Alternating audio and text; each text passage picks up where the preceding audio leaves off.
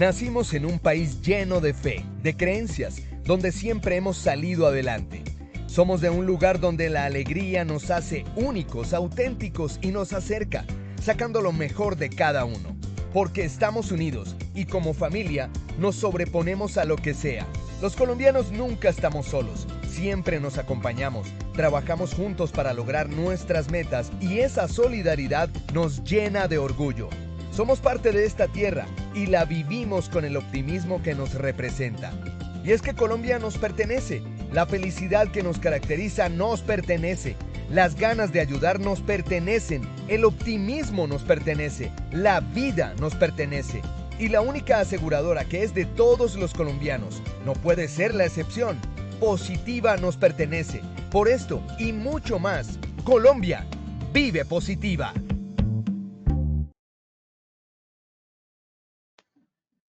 Muy buen día para todos nuestros asistentes. Reciban un cordial saludo de Positiva Compañía de Seguros y Positiva Educa. Soy Angélica Cortés y les doy una muy especial bienvenida a nuestra siguiente acción educativa. Los dejamos en las mejores manos con nuestro experto líder de la comunidad. Sean especialmente bienvenidos. Hola, buenos días para todos. Bienvenidos sean a esta acción educativa que nos corresponde para el día de hoy, investigación de incidentes y accidentes de trabajo. Ya estamos conectándonos, hay 61 personas conectadas y bueno, sin más preámbulo, arranquemos con la sesión 10, lecciones aprendidas dentro de la investigación de accidentes. Hoy es nuestro décimo taller, hoy terminamos esta comunidad tan maravillosa que nos ha acompañado durante todo este año. Y pues bueno, me presento, Erika Serrano, la experta líder que los acompañará el día de hoy en esta acción educativa que nos corresponde. Bueno, entonces sin más preámbulo, vámonos con el sondeo. Gracias, ingeniera Erika. Buenos días para todos nuestros asistentes. Vamos a iniciar con el sondeo. La primera pregunta. En la normatividad se obliga a elaborar lecciones aprendidas. A, verdadero, B, falso. Vamos a darles unos segundos para que puedan votar. Recuerden que estamos en directo, pueden hacer sus preguntas a través del chat. Yo personalmente los estoy leyendo acá. Buenos días, nos saluda el ingeniero Julio. Hola, Julito, buenos días. Bien, vamos con las respuestas. Por la respuesta A, verdadero, 78% y por la respuesta B, falso, 22%. Vamos con la segunda pregunta. Una lección aprendida en un accidente puede ser la divulgación del análisis de causas y controles definidos. A, verdadero, B, falso. Muy bien, vamos con las respuestas. Por la opción A, verdadero, 85% y por la opción B, falso, el 15%. Vamos con nuestra última pregunta. Una lección aprendida en un accidente puede hacerse bajo la metodología 5W más 2H. A, verdadero, B, falso. Es una pregunta capciosa porque los veo ahí dudando en la votación. Ok, las respuestas son A, verdadero, 68%, B, falso, 32%. Muchas gracias a todos. Los dejamos con la ingeniera Erika. Bueno, qué interesante este sondeo porque pues efectivamente tenemos ahí bastantes cositas que aclarar y eso lo vamos a desarrollar en el transcurso de la conferencia. ¿Qué vamos a hacer el día de hoy? Bueno, definir criterios prácticos para las lecciones aprendidas en los accidentes de trabajo. Vamos a validar accidentes de trabajo graves, accidentes de trabajo graves y accidentes de trabajo fatales en este escenario como tal. Hoy es un recorderis de todo lo que hemos visto dentro del ejercicio de esta comunidad y vamos a hacer el cierre con las lecciones aprendidas. Vamos a identificar un marco legal aplicable, identificar aspectos administrativos e identificar aspectos técnicos. Recuerden que estamos en directo y pueden hacer sus preguntas en el chat, que yo personalmente estaré leyéndolos y contestando sus preguntas. Dentro del esquema de cierre de esta comunidad que tenemos el día de hoy, vamos a hablar desde el punto de vista del marco legal, que es identificar ese marco legal como tal en lo que nos corresponde a lecciones aprendidas, que es el tema de hoy. Bueno, pues fíjense que la resolución 1401 del 2007 en el artículo 6 dice que el aportante podrá utilizar una metodología de investigación de accidentes e incidentes de trabajo que más se ajuste a sus necesidades y requerimientos de acuerdo con su actividad económica, el desarrollo técnico-tecnológico, número de trabajadores, con el criterio que tenga de su sistema de gestión, etcétera. Lo importante es que le permita y le facilite cumplir con la obligación legal de hacer la investigación de accidente de trabajo. Es importante tener en cuenta dentro de este esquema normativo que la investigación de accidente de trabajo se enfoca en el análisis de causas, no de responsables. Es el análisis de causas. Pero fíjense que en ninguna parte de la resolución 1401 de lo que hemos analizado dentro de esta conferencia se exigen las lecciones aprendidas. O sea que las lecciones aprendidas es obligatorio como tal. El 78% contestó que verdadero. Es así. No hay, perdón, no es obligatorio, desde el marco legal no es obligatorio establecer lecciones aprendidas. Ojo con la pregunta. Desde el marco legal es obligatorio las lecciones aprendidas. Ustedes contestaron como 78% verdadero y 22% falso. Ojo con esto. No es obligatorio desde el marco legal hacer las lecciones aprendidas.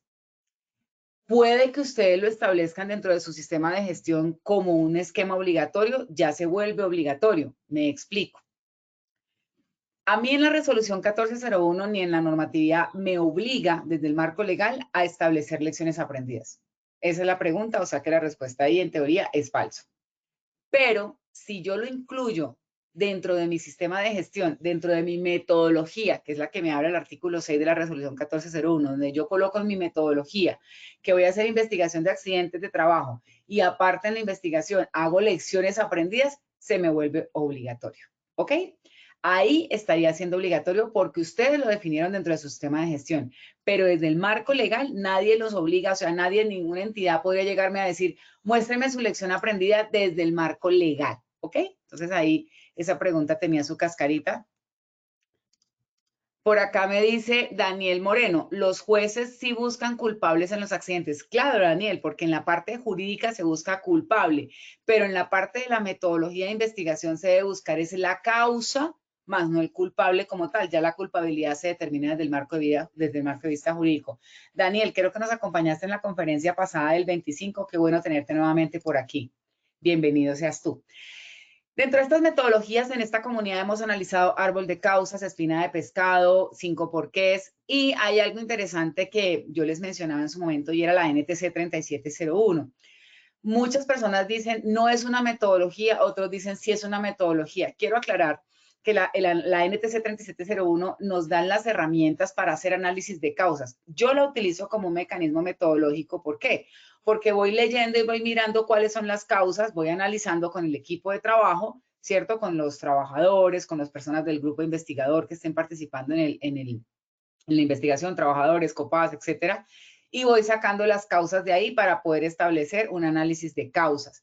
También puede servir para, si yo estoy en los 5 porqués, en el árbol de causalidad, analizar las causas dentro del árbol de causalidad con la NTC 3701. Entonces, no hay inconveniente con eso. Vuelvo y digo, lo que ustedes escriban en su sistema de gestión es lo que ustedes van a tener que cumplir en el caso de una auditoría, por ejemplo. ¿Ok?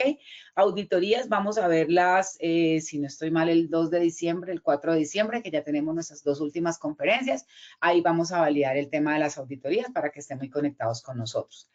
En resumen de los temas de accidente de trabajo, de la metodología, lo importante es que el equipo la conozca, sea fácil de aplicar y sea digerible para el proceso de la investigación, que la conozcan a fondo para que puedan hacer la investigación como tal. Por acá me pregunta Ricardo. Ricardo Rivero nos dice buenos días, Ricardo, qué bueno que estés con nosotros. Javier Ardila nos saluda, buenos días, gracias por estar con nosotros, ya somos 120 asistentes. Entonces, ¿cuál es el enfoque? La investigación se debe concentrar en los accidentes, no en los efectos. Es decir, no, es que si yo digo la versión de mi testimonio, entonces me van a echar, si yo hago este análisis de causas, entonces me pueden sancionar, etcétera. Es importante que nos enfoquemos en el accidente. Y en la investigación se deben evitar buscar responsables, lo que se buscan son las causas, que era el aporte que nos hacía Daniel Moreno ahorita. Es importante que nosotros en la investigación analicemos las causas, más no los responsables. Ya las responsabilidades se miran en un marco jurídico desde el punto de vista legal como tal. En cuanto a los hechos, solo se deben aceptar los hechos probados, no los probables. No es que probablemente él venía tomado, es que probablemente él venía, él se durmió. Ojo con eso, esas probabilidades no es lo que nosotros debemos tener en cuenta en la investigación, porque todo se basaría en hechos probables y entonces el análisis de causa sería probable y los controles serían probables. Siempre debemos basarnos en hechos probados, aceptar hechos probados. ¿Tiene pruebas? ¿Tiene evidencia? ¿Se puede contemplar en la investigación? No, es que de pronto él se quedó dormido, ¿sí? Pero ya para la causa, el hecho como tal, la causa, debe ser un hecho probado. Y es importante reconstruir el accidente en el lugar de los hechos para que haya mayor claridad de lo ocurrido.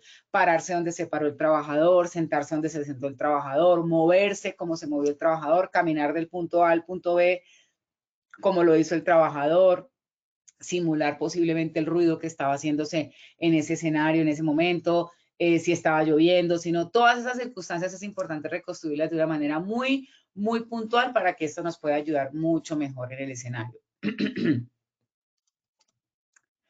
Daniel Moreno nos dice, lo importante es que se determine la verdadera causa raíz. Claro que sí, Daniel, eso es lo importante. Todo debe tener evidencias probadas. Muy bien, Daniel, qué bueno, me encanta. Daniel, ¿trabajas en qué sector para que nos puedas retroalimentar un poquito? Te había preguntado la vez pasada y no alcancé a leerte. Ok, entonces, vamos a validar el equipo investigador ya como cierre de esta comunidad. Dentro de la resolución 1401 dice que el aportante debe conformar un equipo para la investigación de todos los incidentes y accidentes. ¿Esto qué implica? Que tengo que hacer lección aprendida para incidentes y para accidentes. Vuelvo y digo, desde el marco legal no es obligatorio hacer lecciones aprendidas. Es obligatorio hacer la investigación de incidentes y accidentes. Si ustedes consideran que deben hacerle lecciones aprendidas a los incidentes y accidentes, obviamente lo plasman en su sistema de gestión y ya se volvería obligatorio para el sistema como tal, no por marco legal, ¿ok? Entonces, tengo un incidente o un accidente normal, no hay gravedad, no hay muerto, etcétera. Entonces, participa el jefe inmediato del trabajador, el representante del COPAS y el responsable del sistema de gestión. Esas 3 personas participan. Ahora, tengo un accidente grave o mortal. Me piden un profesional con licencia en seguridad y salud en el trabajo y el encargado del diseño de normas y procesos y o mantenimiento de la empresa. ¿Qué pasa si yo no tengo profesional con licencia en seguridad en el trabajo? Lo puedo contratar, puede ser un profesional externo, no tiene que ser contratado directamente de la compañía. Diana Patricia, cuando hay 2 versiones diferentes, ¿qué se debe hacer? Es decir, el accidentado dice una cosa y el testigo otra. Muy buena pregunta. Nosotros tenemos que partir del principio de buena fe, que los dos están diciendo la verdad. En ese escenario, la reconstrucción de los hechos es la que nos llevaría como al escenario de la verdad. Vamos a poner un ejemplo.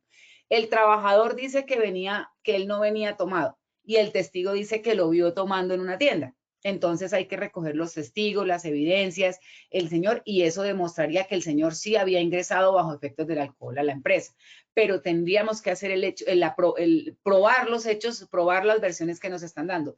Si yo no tengo cómo demostrar que el trabajador venía tomado, yo tengo que apegarme a la versión del trabajador, porque él es el accidentado y él es el que me está diciendo su versión y yo no tengo cómo demostrar algo que no tengo cómo demostrar que se haya llegado tomado, ¿me hago entender? Entonces, es importante que cuando las 2 versiones sean contrarias, tengo que investigar más a fondo, buscar más testigos. Ahora, vamos a poner un ejemplo. Lo que les mencionaba, el trabajador dice que no llega tomado, los testigos dicen que sí. Son 3 testigos, la señora de la tienda, los señores, los compañeros, las cámaras de vigilancia, que lo ven sentado ahí en la tienda tomando cerveza, pues entonces en ese orden de ideas es efectivo que él sí estaba bajo los efectos del alcohol. Entonces es importante cuando hayan versiones encontradas buscar las pruebas que determine quién de los dos tiene la razón.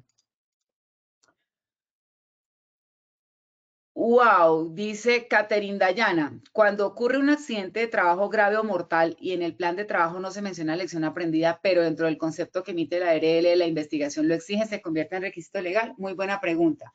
Nuestra ARL es nuestra administradora de riesgos laborales y es la entidad que nos asesora y nos apoya en todo este tema.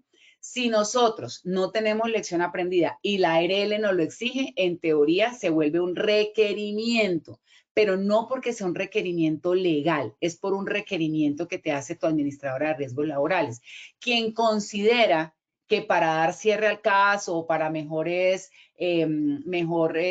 retroalimentación, para que no se repita el evento, te recomienda que haya una lección aprendida, pues lo debes implementar. Pero insisto, no es como un requisito legal que tenga que hacerse lección aprendida. Rubiel Herrera, buen día, le escribe Rubiel Herrera, ¿cómo hago para confirmar asistencia ya que en anteriores ocasiones he realizado el seminario y no me han certificado? Rubiel, bueno, te confirmo, cuando tú te registras en el webinar, ahí te aparece tu correo, te aparecen tus datos, ahí queda tu asistencia y a ese correo te deben dar tu certificado, ¿listo? Entonces, habría que validar el ingreso. Daniel Moreno, hidrocarburos y eléctricos. Muy bien, me imaginé que trabajabas en un sector de tareas de alto riesgo porque nos has acompañado en estos eventos. Muchas gracias, Daniel, y bienvenidas sean tus retroalimentaciones que enriquecen mucho este proceso educativo que tenemos. Catherine Dayana dice, pero igual el responsable del sistema de gestión debe tener licencia, aunque la 0312 no lo menciona, pues según el caso, según el riesgo, la cantidad de trabajadores, hay otra resolución, no recuerdo en este momento el número que se define el alcance de los profesionales, hay una. Ahí jugaría el papel importante el responsable del sistema de gestión SST. Claro, el responsable del sistema de gestión en seguridad sano del trabajo, de acuerdo a los perfiles que establece por el nivel de riesgo, los números de trabajadores y el nivel de riesgo, de acuerdo a lo que establece la 0312, digamos que habla de técnico, tecnólogo, profesional, etcétera. Pero lo que nosotros analizamos dentro de la resolución 1401 es que para el accidente grave o mortal debe ser profesional con licencia. Entonces, ahí estaría establecido. Ahora, si tu responsable del sistema de gestión tiene licencia, pero no es profesional, entonces debes asesorarte o apoyarte con un profesional en seguridad en el trabajo con licencia, porque así lo pide la resolución 1401. Catherine Dayan dice, muchas gracias por la respuesta, con mucho gusto. Daniel Moreno, en últimas, ¿quién debe firmar esa investigación? ¿El líder de la investigación sería parte del CCST o técnica? La investigación debe ser firmada mínimo por este equipo de trabajo que te estamos mostrando aquí, mi Daniel. Entonces, si yo tengo un accidente grave o mortal, lo debe firmar el jefe inmediato, representante del COPAR, responsable del sistema, profesional con licencia y el encargado de las normas y diseños de mantenimiento. En últimas, debe ir, obviamente también debe ir firmado por el representante legal, porque pues eso lo establece también la normatividad dentro del ejercicio de la investigación del accidente de trabajo. Pero es importante que el equipo investigador que participe debe ser quien firme. Y además, obviamente, los testigos y los trabajadores que estén en la investigación pueden firmar la versión de sus testigos o sus respectivas versiones y harían parte de la investigación. Pero digamos que el formato como tal, el documento como tal, debe ser firmado mínimo por el equipo investigador que menciona la resolución 1401 como tal. Javier Ardila insiste, ¿cómo hago para la asistencia? Javier, te repito, en el registro no hay un link de asistencia. No hay un link de asistencia como que te lleva un formulario o algo, no. Con el ingreso, con el registro y así funcionaría. Dice Mario López Tenorio, qué bueno que tengamos tantas preguntas, 161 asistentes, qué bueno que estemos acá y aquí estamos para atenderlos. Entonces dice, buenos días, en el caso de mi empresa yo soy responsable del sistema de gestión en seguridad en el trabajo. Tengo licencia de técnico profesional, la empresa de riesgo 3, los empleados riesgo 5. ¿Puedo ser yo el responsable?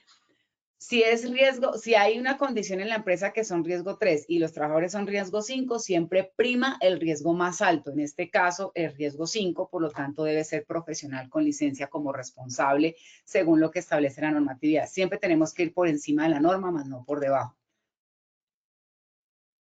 Adriana Joaquina, si hay un vigía, ¿cómo se hace? Lo mismo, si tú tienes una empresa de menos de 10 trabajadores, el representante del COPAS no sería el representante del COPAS, sino sería el vigía de seguridad y salud en el trabajo. ¿Listo?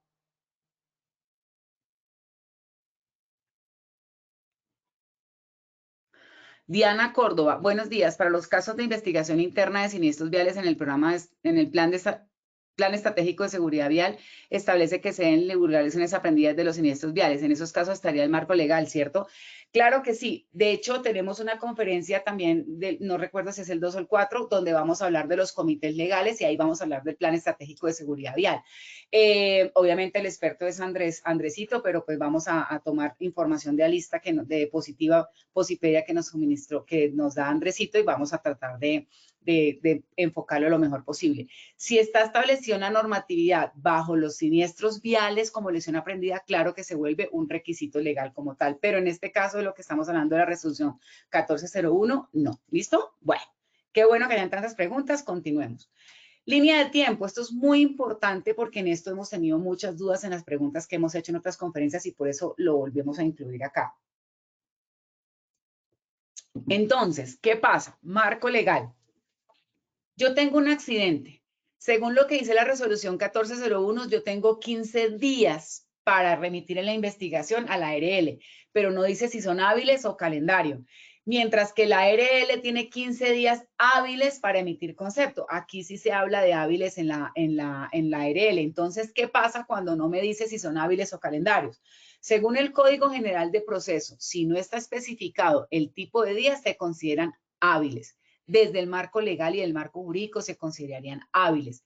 ¿Qué es lo que pasa? Un accidente normal. Cuando yo tengo un accidente donde hay una muerte del trabajador, es decir, un accidente fatal, sí me dice el artículo 224.1.6 del decreto 1072 que establece en el decreto 1530 y es cuando un trabajador fallezca como consecuencia de un accidente de trabajo o una enfermedad laboral, el empleador deberá adelantar junto con el COPAS o el vigía en este caso, dentro de los 15 días calendarios siguientes a la ocurrencia de la muerte. Entonces, ojo, si es un accidente con muerte, tengo 15 días calendario para hacer la investigación. Pero si es un accidente normal, que no tenga, no normal de que sea normal un accidente, sino un accidente que no sea grave o mortal, yo tengo, que un accidente que no sea mortal, perdón, yo tengo 15 días hábiles como tal. Así está establecida en la normatividad. Muchos me han dicho, no, pero es que a mí la ARL me dice que cualquier accidente debe ser en los 15 días calendario siguiente. Ok, revísenlo con su ARL en este caso. Ahora, si la ARL insiste en que tiene que ser en los 15 días calendario, pues ya es un acuerdo administrativo que ustedes hacen entre las partes, pero desde el marco jurídico como tal estaríamos plasmados bajo este escenario que estamos planteando acá. Vamos a ver si hay preguntas. Catherine Dayan, por favor, ¿puedes aclarar lo del nivel de riesgo que prima más alto? ¿Qué es lo que trato de decirte en el ejercicio? Tú tienes dos niveles de riesgos, por ejemplo, en una empresa constructora, nivel de riesgo 1 para los administrativos y nivel de riesgo 5 para los que están en obra. En ese caso, el responsable del sistema de gestión debe estar cobijando el más alto para que cobije al más pequeño.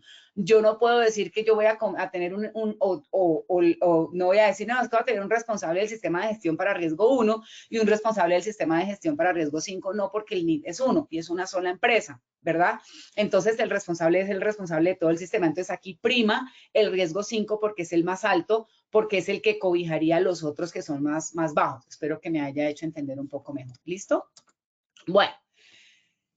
Entonces, en ese orden de ideas, habíamos hablado de que la divulgación de las causas como lección aprendida contestaron el 85%. Claro, yo puedo coger las causas, divulgarlas, y eso ya me quedaría como una lección aprendida. Efectivamente es verdadero. Pero mire que en la pregunta número 3, donde si la lección aprendida se podía hacer con la metodología 5W más 2H, contestó el 68% verdadero y el 32% falso.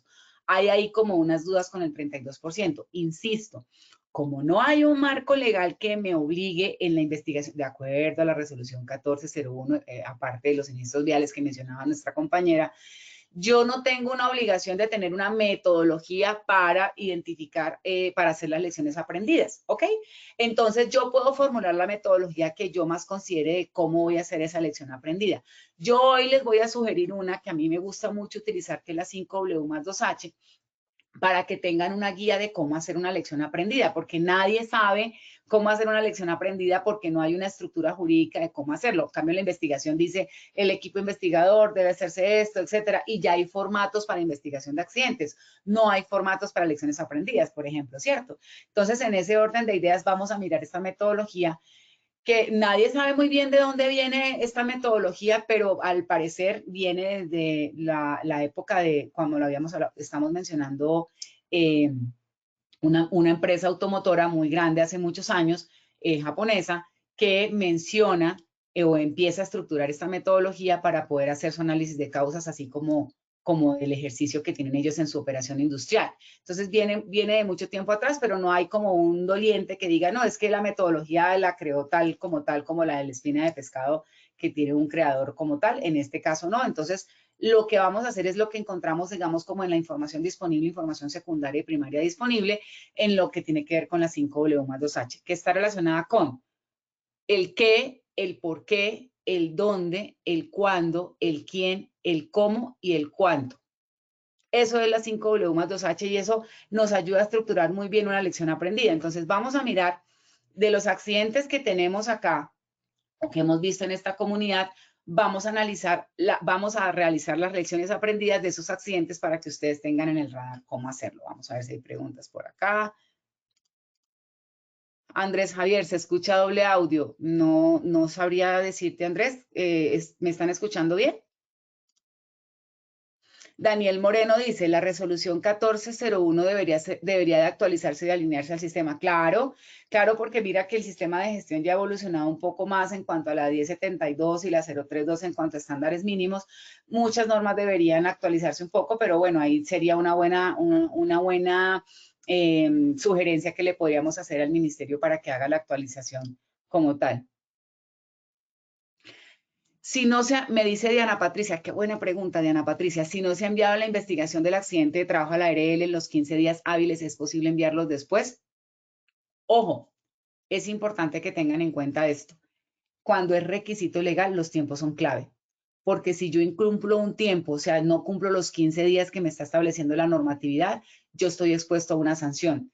Claro, es importante cumplir. Les cuento un caso específico. Nosotros tuvimos un cliente, un proyecto donde la señora tuvo un accidente de trabajo en alturas y radicaron la investigación del accidente de trabajo después de los días establecidos en la normatividad y el ministerio generó un proceso sancionatorio con cobro de multa y sanciona a la compañía. Entonces, sí es evidente que se tiene que cumplir con los tiempos establecidos. Tú puedes enviarlo después, porque es mejor enviarlo que no enviarlo, claro, pero te expones al incumplimiento normativo. Por eso es mejor que tengan el escenario dentro del cumplimiento de los tiempos que establece la norma. Marta Zuleima me dice si se escucha muy bien. Listo, Martica, muchas gracias por contestar. Bueno, entonces, ¿qué pasó acá? Yo tenía un trabajador, tenía el cliente porque no era mi empresa directamente, pero teníamos un trabajador acá en esta parte trabajando y 2 trabajadores acá haciendo otra actividad. En el escenario hay una interventoría y hay 2 HCEs, uno para cada empresa contratista. Se hace la divulgación de los permisos de trabajo, bueno, como de todo el rollo, cada HCE a su contratista. Pero no hay un escenario donde se junten los contratistas o se junten los HCEs como tal, es decir, no hay una retroalimentación de las tareas que van a realizar el uno con el otro. Lo único que sabía de la tarea era la interventoría. ¿Qué sucede? Estos trabajadores, este trabajador desenergiza el circuito para poder trabajar en este escenario y estos 2 trabajadores necesitaban el circuito activo, activan el circuito y pues generan al trabajador que estaba haciendo este trabajo en esta posición, en esta máquina, genera una descarga eléctrica. Él estaba haciendo este trabajo. Fíjense muy bien en esta fotografía y me cuentan ahorita en el análisis. Entonces, tengo una herramienta con la que el trabajador está ajustando el barraje como tal y al subir el circuito, al activar el circuito, genera una descarga eléctrica. Obviamente, el trabajador recibe la descarga y el trabajador es alcanzado a llevar a primeros auxilios con vida, pero sale de allí fallece el trabajador. Entonces, tenemos una investigación de un accidente de trabajo fatal. Por lo tanto, debe participar el especialista en seguridad en el trabajo y el responsable del diseño de normas y procedimientos, además de los que ya mencionamos, como el COPAS, el responsable del sistema de gestión y el jefe inmediato del trabajador. Entonces, vamos a hacer la lección aprendida. ¿Qué pasa? Muere el trabajador. ¿Por qué? Por una descarga eléctrica. ¿Dónde? En un equipo de generación de energía en XXX, obviamente no podemos mencionar acá lugares ni nombres. ¿Cuándo pasó? En tal fecha. ¿A quién le pasó? A sulanito de tal, operador de tal cosa.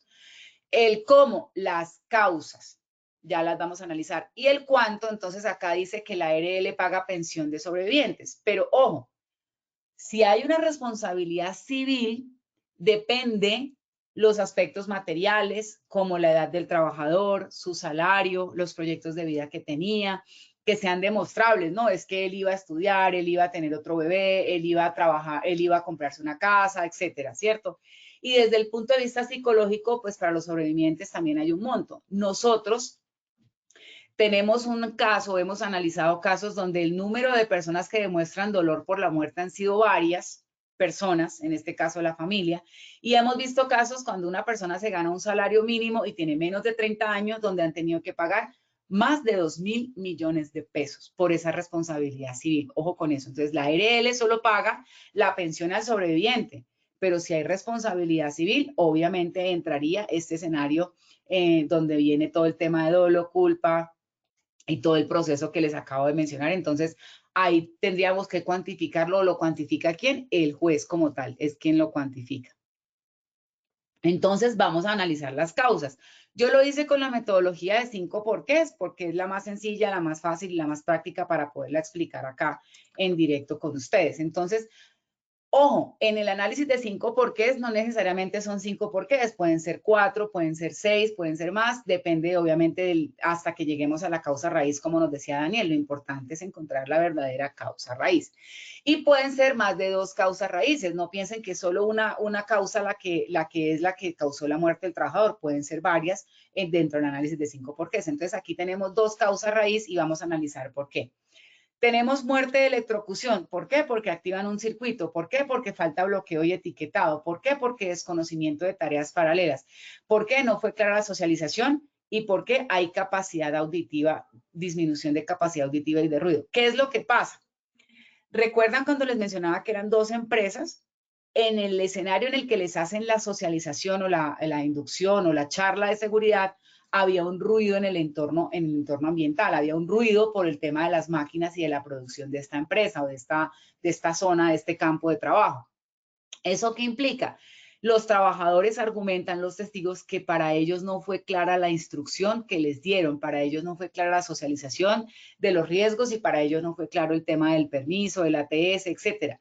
Ellos firmaron porque pues a nosotros siempre nos dan una charla y nos toca firmar para que nos dejen trabajar, pero la verdad no escuchamos.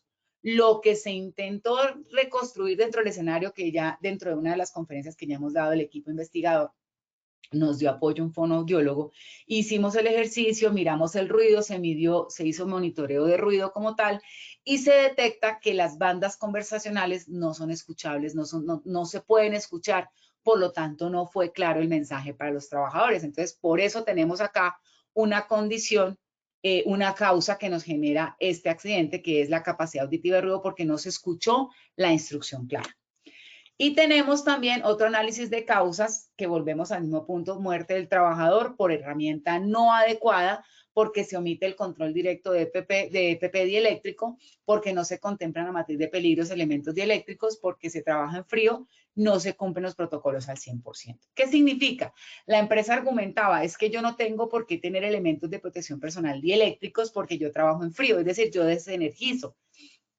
Esto no es así.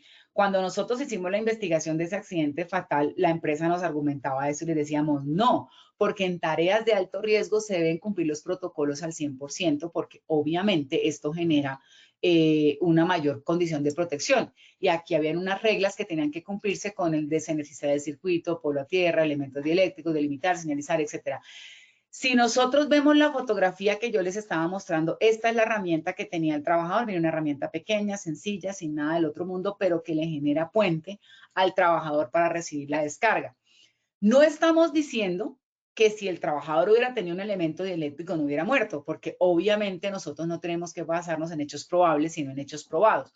Lo que sí tenemos que decir es que hay una probabilidad de el ejercicio de tener las 5 reglas de oro, de cumplir con las reglas de oro, de cumplir con el escenario de los protocolos establecidos. Puede ser que el trabajador hoy estaría vivo. Ahí estamos hablando en temas jurídicos. Por eso es lo que mira el juez en el escenario jurídico. ¿Por qué no le dieron un elemento dieléctrico si él hubiera podido estar vivo? Porque lo hubiera podido argumentar un médico, lo hubiera podido argumentar un especialista en seguridad en el trabajo, para decir que sí hubiera una probabilidad de que él estuviera vivo, porque recibe la descarga y sufre electrización más no electrocución. ¿Ok? Pero eso no lo podemos demostrar acá porque el trabajador efectivamente falleció y no sabríamos bajo qué escenario no vamos a poner a una persona que haga el mismo y que reciba la descarga para ver si se queda vivo o no con un elemento eléctrico, porque no sería obviamente objetivo en la investigación. Entonces, con base en eso, Ya tenemos una lección aprendida, la divulgamos y hacemos el ejercicio con nuestros trabajadores y establecemos los controles y ya tenemos una lección aprendida divulgada. Vamos a ver por acá. Marta Cecilia Cruz, la herramienta no es dieléctrica. Muy bien, Marta Cecilia, gracias por darte cuenta de ese ejercicio.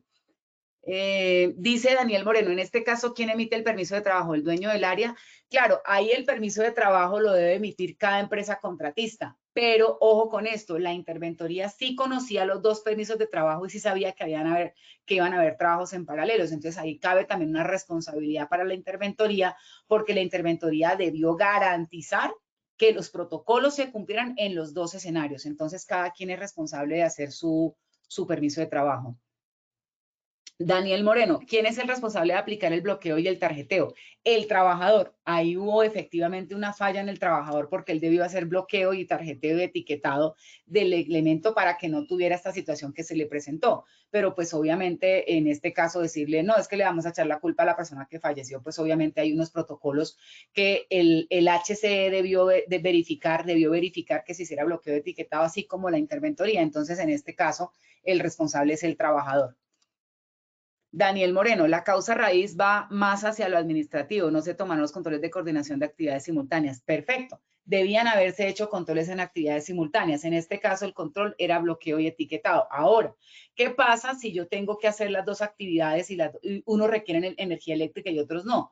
Pues no puedo hacer las actividades en paralelo porque necesito activar el circuito y el otro necesita sin circuito. Entonces, tendría que haber hecho una programación de primero uno sin circuito, un ejemplo, y el otro luego con circuito como tal.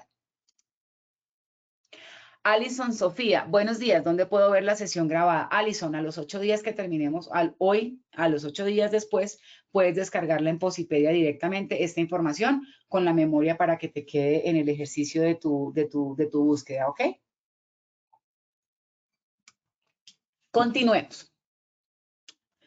Acá hay varios ejemplos, vamos a analizar algunos porque no nos alcanza el tiempo para todos, pero igual ahí les queda en la memoria el ejercicio de todos.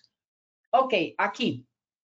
Tenemos 4 trabajadores en la fundida de una placa de cubierta y ya era finalizando la jornada laboral. Ya era un día entre semana, estaban finalizando jornada laboral, finalizan más o menos a las 5 de la tarde, eran las 4:45, 4:30, más o menos estaban fundiendo, ya terminando de pasar. Ya habían descargado el concreto y lo estaban afinando con la tubería treme, lo estaban afinando para que pudiera quedar la placa fundida. Es un elemento monolítico, no se puede fundir por secciones, tenía que fundirse en una sola placa, por eso no podían parar la actividad. ¿Qué pasa? En esta parte de abajo donde está la estrellita, está el maestro, está la persona que está mirando, en teoría, que todo esté bien, que nada falle, que todo ha quedado bien armado y que cuando se esté fundiendo todo esté bien, ¿sí? Eso funciona o eso pasa en el sector construcción, que haya una persona que esté, así como están arriba los inspectores mirando, abajo también están mirando para que todo funcione y calce bien, por decirlo así. ¿Qué pasa? La placa se desploma el elemento estructural falso, porque el elemento estructural como tal es cuando ya está fundido, en este caso la viga y la columna. Acá la placa no es un elemento estructural, es un elemento de cubierta, y la placa se desploma. La placa, el concreto líquido se desploma y le cae encima a este trabajador arrastrándolo hacia el primer piso y el trabajador fallece en el sitio. ¿Qué tenemos dentro del análisis de causas que nosotros hicimos en la investigación de este accidente? Acá está el escenario donde cae todo este concreto, le cae al trabajador. Como tal, estamos hablando de una placa bastante grande, como lo veíamos ahí, pues todo ese concreto lo recibe el trabajador y fallece. ¿Qué nos damos cuenta en el análisis de causas? Que tenemos un elemento que es este paral, esto que está aquí, lo que ustedes ven acá, esto que están viendo acá, se llaman parales, y lo que están viendo arriba se llaman camillas. Eso es una estructura falsa, por decirlo así, que se arma para poder hacer como el encofrado, como se me va la palabra, como el encofrado, se me fue la palabra, si alguien me ayuda, ¿cómo se llama cuando uno arma algo para luego fundirlo? Yo lo llamo encofrado, no sé si hay otra palabra que me puedan recordar. Entonces, el encofrado lo arman para que ahí caiga el concreto y quede el elemento estructural fundido, y ya cuando obviamente se fragua el concreto, pues el elemento empieza a ser parte de toda la estructura que estamos formando acá. Nos damos cuenta que este elemento estaba doblado y además de que estaba doblado en condiciones oxidadas, de corrosión, etcétera, también habían quedado mal armados algunos de los elementos, quedaron al revés. es como lo que argumentaba la parte técnica cuando hicieron la inspección post-operacional o post-accidente en el ejercicio que estábamos haciendo. Entonces vamos a hacer el análisis de causas vamos a hacer la lección aprendida dentro de este ejercicio. ¿Qué pasa? Muere un trabajador. ¿Por qué? Por caída de alturas. ¿Dónde? En la obra civil tal. ¿En cuándo? En tal fecha. ¿Quién? A fulano de tal. Y el cómo. Vamos a analizar el cómo. Igual, el cuánto cuesta. Pensión a sobrevivientes paga la ARL, pero responsabilidad civil recae sobre lo que determine el juez en cuanto a dolo o culpa sobre la persona que sea responsable civilmente por ese muerto en este escenario. Entonces tenemos dos análisis de causas. Tenemos dos causas raíz. Tenemos ¿por qué muere el trabajador? Por caída de diferente nivel. ¿Por qué se cae el trabajador? Porque le cae concreto y lo empuja de un piso a otro. ¿Por qué le cae concreto? Porque se desploma la placa que estaban fundiendo. ¿Por qué se desploma la placa que estaban fundiendo? Falla la estructura de soporte. ¿Y por qué falla la estructura de soporte? Porque quedó mal armada.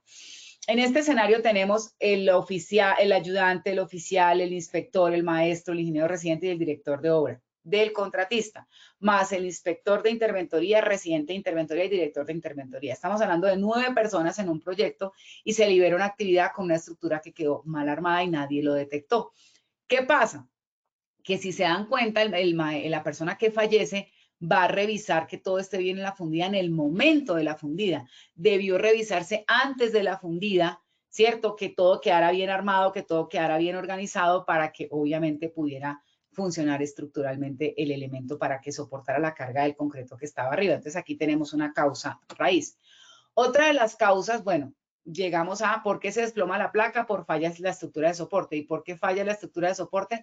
Por fatiga de los elementos. Porque hay fatiga, no hay trazabilidad del uso y desgaste de los elementos. Aquí tenemos un análisis de causas bastante interesante.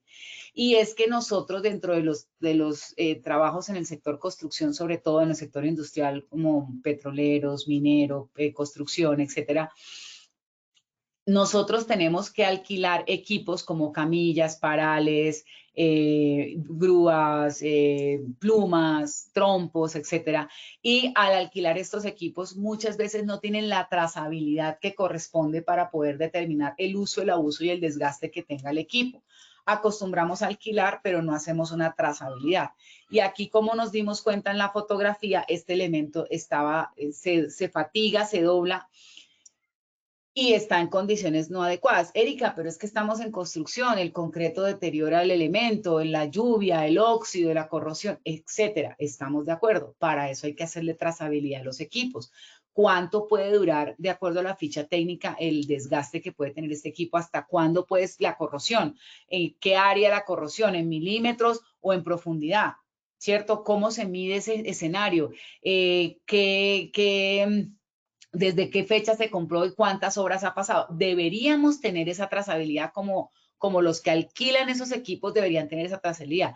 Fecha de lote, entonces entró, me estoy inventando, en el 2023, ¿a cuántas obras se ha alquilado? A tantas obras. ¿Cuánta carga ha recibido? De esas obras, ¿cuánta ha sido la carga que ha recibido? Sería lo ideal, sería el escenario ideal, pero eso no pasa.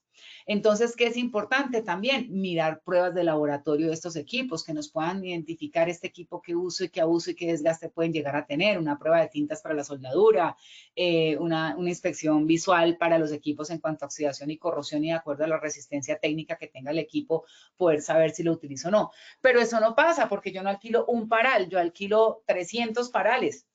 Entonces, ¿a qué hora le hago inspección visual a todos los 300 parales? Pues como tenemos en juego la vida de una persona o la vida de varias personas, en este caso hubiesen podido fallecer no solo el maestro, sino los 4 que estaban arriba. Ojo, no quiero decir que si fallecen 4 es más grave a que fallezca uno. O sea, el hecho de que fallezca una persona ya lo hace una condición grave. Es importante que se tengan en cuenta dentro del análisis de causas estas condiciones para que se puedan tomar los controles necesarios, los que estamos recomendando, obviamente, hacerle pruebas de laboratorio, trazabilidad de los equipos, etcétera. Ya determinarán ustedes en sus empresas. No, Erika, definitivamente nosotros no podemos hacer trazabilidad de todo eso, entonces vamos a hacer inspección visual de cada equipo, no podemos hacer pruebas de laboratorio, vamos a hacer inspección visual. No vamos a hacer inspección visual de cada equipo, vamos a hacer inspección cuando la estructura ya esté armada para hacer el ejercicio. Ok, ustedes lo determinan o lo definen, pero lo deben establecer como un control derivado obviamente de una lección aprendida en este caso, ¿ok? Vamos a mirar por acá si hay preguntas. Moisés David, la empresa contratante debe garantizar que el contratista cumpla con las normas del sistema de gestión en seguridad y salud en el trabajo. ¿Lo hizo o no es exigible para él? ¿El contratante también será responsable? Claro, recuerden que nosotros dentro del decreto 1072 tenemos algo que se llama contratación, un numeral que se llama contratación, y ahí se establece que los contratistas y subcontratistas deben cumplir con el sistema de gestión como tal, como lo cumplía la empresa grande. Entonces, en ese orden de ideas, la empresa grande también es responsable. ¿Qué es lo que pasa? Que la empresa grande tiene sus controles, sus inspecciones, sus procedimientos y todo, y el contratista tiene sus controles, sus inspecciones y procedimientos. Entonces, aquí todos son solidarios dentro del ejercicio. Entonces, ¿qué es lo que determinaría el juez en cuanto a culpabilidad? ¿Sí? ¿Quién es el culpable de la responsabilidad civil? ¿A quién demanda la familia? ¿La familia demanda a la empresa pequeña contratista o demanda a la empresa grande? Y la empresa grande tiene que buscar cómo tomar la información de la empresa pequeña para poder responder. Por lo general siempre se demanda a la empresa contratista más grande, que es la que tiene como una capacidad adquisitiva más grande para poder responder. Pero eso no significa que no sean responsables todos. Claro que sí, Néstor. Daniel Moreno, ¿falla en el cálculo del diseño de resistencia o más bien no se realizó? Fíjense que aquí hay un tema importante, Daniel, y es que los cálculos, revisamos los cálculos y todo estructuralmente estaba funcionando. Ahí lo que hubo falla fue del elemento que soportaba esa carga, porque cuando se hizo el cálculo, el del diseño se calculó, obviamente, con los soportes en buen estado y bien armados, pero cuando esto falla, obviamente el elemento falla. Entonces, sí hay que tener en cuenta que se desploman es por la falla en el elemento armado, más no porque haya una falla en el cálculo estructural. Daniel Moreno, formaleta, la formaleta, gracias, Daniel, muchas gracias. Vivian Vázquez, hola Vivian, trabaja conmigo, ¿cierto? Hola Vivian, qué bueno que estés con nosotros, qué bueno que nos estés acompañando, hija mía. Dice, desgaste del equipo, se celebró la actividad sin inspección antes de la fundida. Claro, Vivian, eso fue lo que pasó. Tenemos una liberación de una actividad, pero no se hizo una inspección preoperacional. Por eso es importante y para que lo apliquemos de pronto en nuestros proyectos día a día hay que hacer, miren, es muy importante. Yo me voy a detener un poquito acá, así no me alcanza el tiempo para las otras lecciones aprendidas, pero quiero algo muy importante y lo vimos en un proyecto hace poco donde estábamos justamente con Vivian. Nosotros tenemos que tener conocimiento operativo del proceso constructivo. Si no, nosotros no vamos a saber cuáles son los riesgos que vamos a controlar. Entonces, hago un llamado a los que están acá, 217 asistentes que ya tenemos el día de hoy. Hago un llamado para que tengan en cuenta algo. Si yo tengo un proceso constructivo, un montaje eléctrico, un montaje estructural, un lavado de fachadas, una mampostería, lo que sea, cualquier proceso, el área HCE debe conocer previamente qué es lo que se va a hacer. Porque si el área HCE desconoce cómo va a controlar los riesgos, entonces en este caso van a tener una fundida de placa. El HCE tiene que liberar líneas de vida, andamios, parales, etcétera. Oiga, Erika, pero es responsabilidad del HCE verificar el paral y inspeccionar lo que cumpla técnicamente. No, es responsabilidad del área técnica como tal porque son los que conocen el elemento. Pero sí es responsabilidad del HCE haber validado, por ejemplo, que si hubiese hecho inspección de los equipos, que si hubiera trazabilidad en los equipos, que si hubiera una hoja de vida de los equipos o una trazabilidad, o que sí se hubiera liberado la actividad, porque la liberó el área técnica para fundida, no significa que se haya liberado como tal en el área HCE. Claro, ¿qué pasa? El área HCE libera porque el área técnica libera, pero lo libera en el momento. Para mí es fundamental recomendarles que el área técnica debe informarle al área HCE cuáles son las actividades que van a hacer. No estoy diciendo que nosotros seamos los jefes y que vayamos a liberar actividades. No, lo que estoy diciendo es que debemos conocer cuál es el proceso constructivo, cuál es el proceso a establecer para que podamos analizar cuáles son los insumos que necesitamos, líneas de vida, andamios, arneses, lingas, conectores, tie-off, etcétera, y para que sepamos cuál es el control que va a establecer. Oiga, estos señores acá, por ejemplo, ¿por qué no tenían línea de vida ni arnés con la? Porque nosotros ya tenemos una estructura de soporte abajo para que soporte a los trabajadores y no tener que colocarle línea de vida ni arnés. ¿Esto qué implica? Que tendría yo que volver al escenario cuando hace muchos años con la 3673 del 2008, cuando esto empezó a suceder, que tengo que tender líneas de vida por todo lado para conectar la gente porque no confío en la estructura. Ojo, nos vamos a la causa raíz, la estructura que estaba armada. Entonces me voy a la fuente, me voy a la eliminación como tal, me voy a la sustitución, me voy al control de ingeniería, control administrativo y EPP, en esa jerarquía de controles. Pero es importante que el área HCE conozca previamente, entren a los comités técnicos, entérense de qué van a construir, entérense cuándo van a fundir, cuánto concreto es, a qué horas llega el concreto, porque fíjense que aquí hay un elemento que nos determina la hora. La hora, ellos iban a salir en media hora y se tenían que quedar un poquito más. La gente, por el afán de salir temprano, puede que libere la actividad y se vino el concreto y no podemos parar el concreto porque se pega en la olla.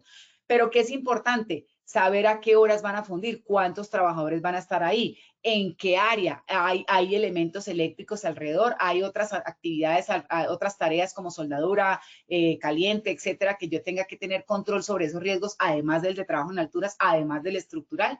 Entonces, miren, es importantísimo que nosotros vayamos al día con la construcción, con el proceso constructivo, con el proceso operativo que tengamos en ese escenario.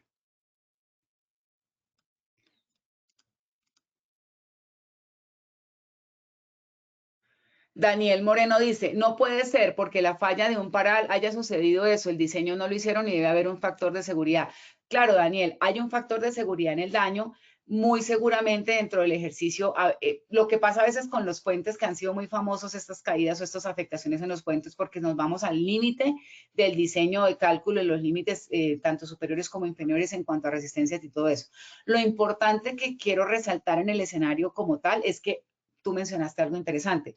Si yo debo participar incluso de la revisión de los diseños, debo hacerlo como HCE. No porque yo sepa de cálculo estructural, no porque yo sepa de elemento estructural, es para estar enterado y desde el área técnica nos puedan liberar y nos puedan decir, este diseño está bien, cumple con la resistencia estructural, podemos fundir. Miren lo importante que es estar empapado de todo el proceso constructivo, de todo el proceso operativo desde el área HCE como tal. José René dice, considero que si se alquilan los equipos es la empresa que alquila la que debería garantizar el estado y calidad de los elementos estructurales alquilados, control de calidad y ser responsable de él y ser responsable solidario. Claro, ¿qué es lo que pasa? Es muy importante que las empresas contratistas o las que alquilan estos equipos y elementos tengan esta trazabilidad y puedan cumplir con este escenario. Sin embargo, muchas veces eso encarece el proceso de alquiler o algo. Entonces, cuando yo le hago trazabilidad, pruebas y todo, alquilo más costoso. Entonces, la empresa va a contratar a la empresa, al proveedor que sea más económico. Entonces, también tendríamos ahí un tema de costos y beneficios en cuanto a esta situación. No estoy diciendo que porque sea más económico sea mejor y hay que exponer a los trabajadores, no. A lo que me refiero es que también como HCEs debemos participar en el proceso de selección y compra de selección de proveedores y compra de elementos y equipos, porque así yo digo, mire, este proveedor tiene trazabilidad, tiene hojas de seguridad, tiene todo lo que mencionaba José Reinel, y aunque es más costoso, me garantiza más seguridad y puede uno tener un voz y voto en el escenario, en la toma de decisiones con respecto a compras. Sí, que siempre escogen el más económico, pero bueno, yo como HCE participé, di mi punto de vista, di mis recomendaciones y en el caso que pase algo, pues obviamente yo ya tengo como liberar un poco esa carga en cuanto a lo que el HCE haya hecho en aportes y como tal. Diana Patricia, la culpabilidad también la determinan a personas. Ejemplo, la responsabilidad del SST al trabajador, al jefe inmediato, al compañero de trabajo. Claro que sí, ahí estamos hablando de responsabilidad civil. Cuando hablamos de responsabilidad civil está asociada a la culpabilidad de las personas y esa la determina en teoría el juez cuando hace el proceso jurídico que corresponde. Entonces sí también.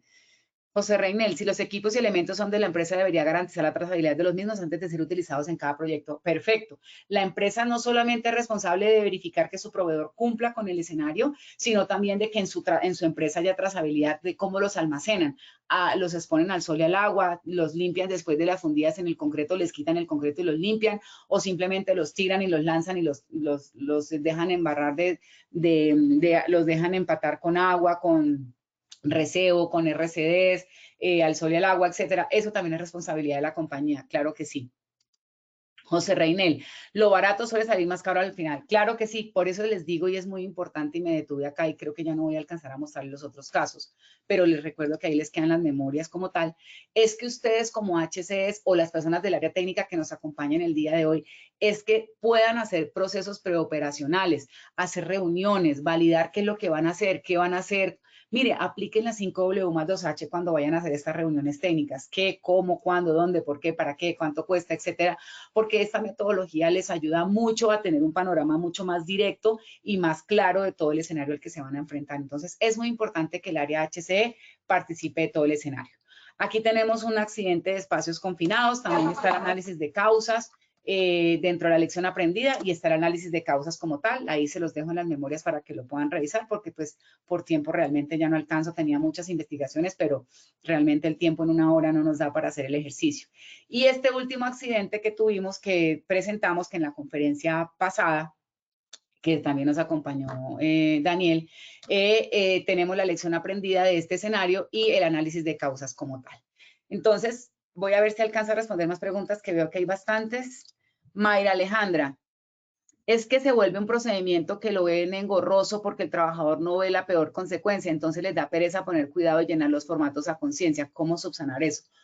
Buen punto. Voy a concluir con este escenario que les voy a plantear. Las lecciones aprendidas no son obligatorias, pero son muy importantes, porque solo cuando uno ve reflejado lo que puede pasar con uno toma conciencia y acata un poco más las recomendaciones. Entonces, en este caso, si yo digo, mire, falleció una persona porque un elemento quedó mal armado, porque el cálculo quedó mal hecho, porque el concreto venía de 7.000, de 5.000, eran 7 cubos y llegaron y fundieron 14, me estoy inventando. Mire que eso causó la muerte de un trabajador. Muy seguramente para la próxima, el HC, el área técnica y todos los involucrados en el proceso revisan cálculos, revisan que los parales estén bien armados, hacen liberación de la tarea con inspección preoperacional, etcétera. Entonces, la lección aprendida es muy importante. Yo voy a hacer una frase que utilizábamos mucho cuando yo trabajé en una minera muy grande en la zona de Monte Líbano, y es: los procedimientos, procesos, documentos, estándares se han escrito con la sangre de las personas que han muerto. Entonces es muy importante que en cuanto a los accidentes, incluso incidentes, si ustedes quieren hacer divulgación de lección aprendida, bienvenido sea. Entre más ustedes hagan procesos de prevención, esto nos va a ayudar a evitar los accidentes y los eventos que tengamos en el escenario. José Reinel, muchísimas gracias por las aclaraciones. A ti por habernos acompañado el día de hoy y a todos ustedes, de verdad, muchísimas gracias. No les quito más tiempo porque ya me pasé un poquito del tiempo. Y vámonos, acá les dejo la bibliografía también donde pueden consultar información y vámonos con el sondeo a ver cómo nos va. Trataré de contestar más preguntas en el transcurso del sondeo, así que estamos 218 asistentes. Pablito, ayúdame con el sondeo, por favor. Gracias, ingeniera Erika. Vamos con la primera pregunta del sondeo final. En la normatividad se obliga a elaborar lecciones aprendidas. Respuesta A, verdadero. Respuesta B, falso.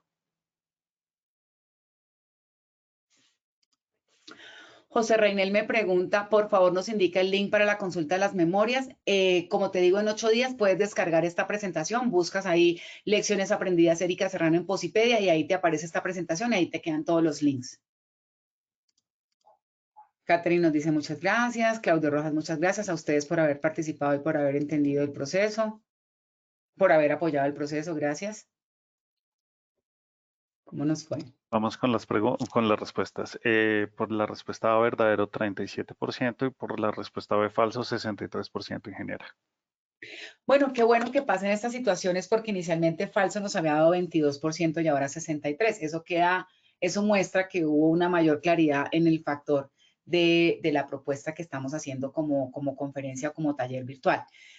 Desde el marco de vista legal, en la resolución 1401 no obliga a tener lecciones aprendidas como un documento, como un soporte desde el punto de vista legal, contractual, legal como tal. Pero si ustedes lo incluyen dentro de sus temas de gestión, ya se volvería obligatorio. Pero en este caso la respuesta correcta es B, falso, bien por ese 63%. El 37% restante seguiremos trabajando para seguir aclarando esas inquietudes y que en la próxima oportunidad podamos contestar un 100%. Gracias, ingeniera. Vamos con la segunda pregunta. Una lección aprendida en un accidente puede ser la divulgación del análisis de causas y controles definidos. Respuesta A, verdadera. Respuesta B, falsa. Bueno, por acá nos están felicitando. Muchas gracias. Vivian, gracias por haber estado con nosotros. María Damaris también. Diana Patricia, Ricardo Riveros, Maritza Estela, Nubia Lozano, Daniel Moreno. Muchas gracias, Daniel. Qué bueno que te haya gustado y espero encontrarte. Tenemos nuevamente conferencia el 2 y el 4 a las 8 de la mañana. Nos vemos. Vamos con las respuestas. Por la A verdadero 94% y por la B falso 6% ingeniera. Muy bien, nos quedó súper claro, efectivamente el 94% estamos bien, nos podemos hacer la divulgación de análisis de causas como lo hicimos ahorita, bajo cualquier metodología que ustedes tengan y le pueden funcionar, entonces muy bien por haber dado respuesta a esa pregunta con verdadero 94%. Gracias, vamos con la última pregunta. Una lección aprendida en un accidente puede hacerse bajo metodología 5W más 2H. A verdadero, B falso. Por acá me saluda Marta Lucía Ortiz. Hola Marta Lucía, tú has sido de las más juiciosas de este año, deberías recibir un aplauso. Marta Lucía, porque has estado muy juiciosa durante todas estas conferencias, en todas las comunidades que tenemos asignadas, las 5 comunidades, siempre te he visto. Muchísimas gracias por tu apoyo y por tu compañía. Hernando Colina también nos dice muchas gracias. Carmen Cristina, muchas gracias a ustedes por haber participado. Vamos con las respuestas. Por la opción A verdadero 91% y por la opción B falso 9% ingeniera Erika. Qué bueno, me encanta cuando estas cosas pasan, subimos de un 68% a un 91%, quiere decir esto que la conferencia fue un poco, fue clara y fue muy puntual en el resumen que queríamos hacer y bienvenidos sean todos sus aportes. Efectivamente, la 5W más 2H es una metodología que se puede utilizar, como no hay una reglamentación de lecciones aprendidas en relación a cómo se debe hacer la metodología. Esta es una metodología muy práctica y muy sencilla que les puede servir y ahí en las memorias les queda pues como todo el ejercicio para que lo puedan hacer. Muchísimas gracias a todos por habernos acompañado el día de hoy. De verdad, excelente día y que tengan un excelente resto de semana. Y nos vemos el 2 y el 4 de diciembre que tenemos 2 conferencias ya para cerrar las otras comunidades. Y bueno, muchísimas gracias a todos. Que estén muy bien. Agradecemos a nuestro experto y a todos nuestros asistentes por su participación y acompañamiento. Los invitamos a que conozcan nuestro Centro Virtual de Enseñanza y Aprendizaje Posipedia, www.posipedia.com.co, donde encontrarán todas nuestras comunidades de conocimiento y mucha más información para que sigan conectados con nuestro Plan Nacional Multimodal de Educación en Seguridad y Salud del Trabajo. En www.posipediatalleresweb.com podrán acceder a nuestro cronograma de acciones educativas virtuales. Recuerden que el certificado de este evento web se generará para todos nuestros afiliados de 1 a 8 días hábiles después de terminada esta acción educativa y podrán acceder a él por medio de nuestro portal Posipedia en la sección Educativa. Los dejamos con el siguiente video. Que tengan un muy buen día.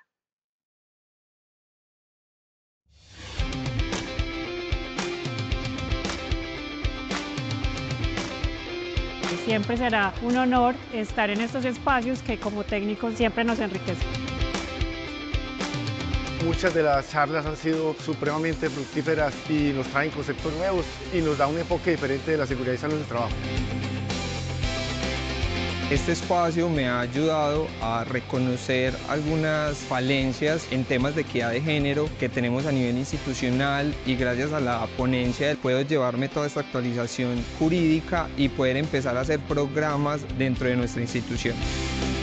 Al trabajador no solo evitar el accidente de trabajo en la enfermedad laboral, sino mejorar la calidad de vida, y al empresario mostrarle que la inversión en la prevención es rentable para la empresa. La compañía ha venido un camino de innovación en todo el tema tecnológico. Hoy estamos muy atentos y muy de la mano de las nuevas tecnologías, en todo el tema de realidad virtual, en todo lo que es el tema de inteligencia artificial. Las conferencias todas son supremamente importantes, tienen actualidad normativa, tienen el tema de la alegría, de la felicidad, del comportamiento humano. Es indudable que aporta mucho al comportamiento que debemos asumir como organización, como personas, como trabajadores.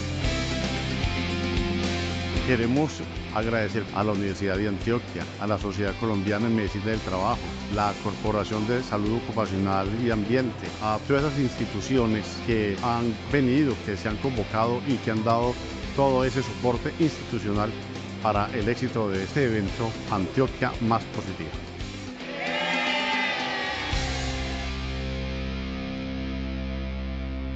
Colombia, potencia de la vida.